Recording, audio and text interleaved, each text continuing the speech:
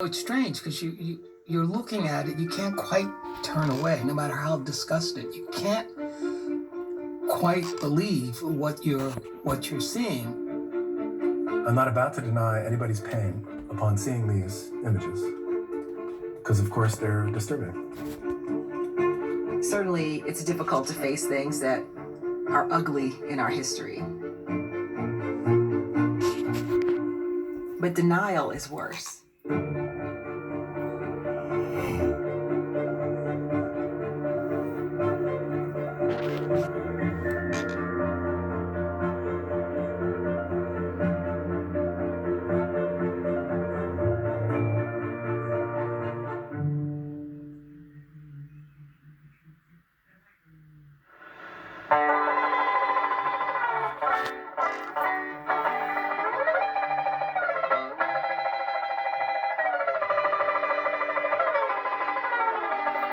Many, if not most, of the performers we think of as the very backbone of the film industry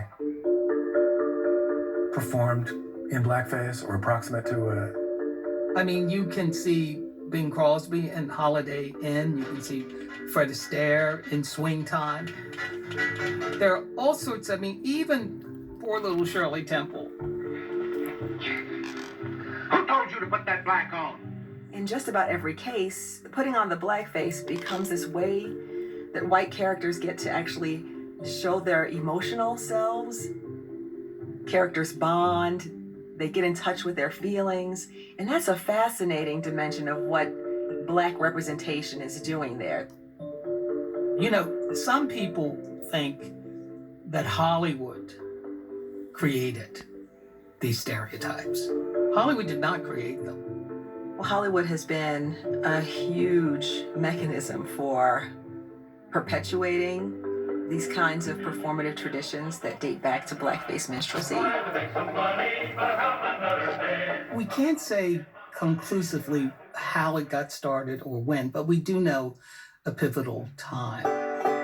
And this was in the 1830s.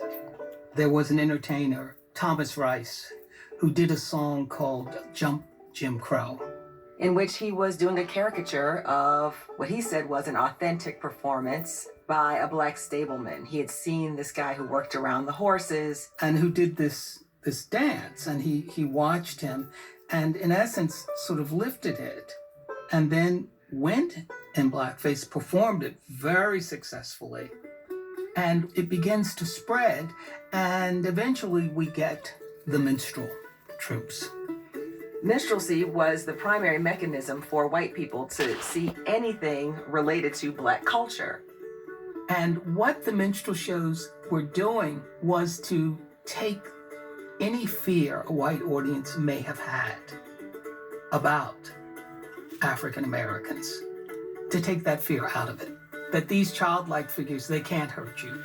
They can't supervise themselves. They're in need of supervision. And so this power balance where whites are in control of these untutored darky figures, it's justified. It replicated what people romanticized about life in the antebellum South, because it was presenting a picture of slavery times in which slaves were happy, that they're dancing and singing and happy to be serving their masters, which is, of course, a grotesque misrepresentation of what the slave system actually was for not just the people who were enslaved, but the people who were the slave masters. What I think is sometimes harder to see is the ways in which blackface performance afforded a certain kind of curiosity and fascination with African American life. And so minstrel shows became an extremely popular American entertainment. In fact, people say that blackface minstrelsy is really the first American art form. And it produced a sense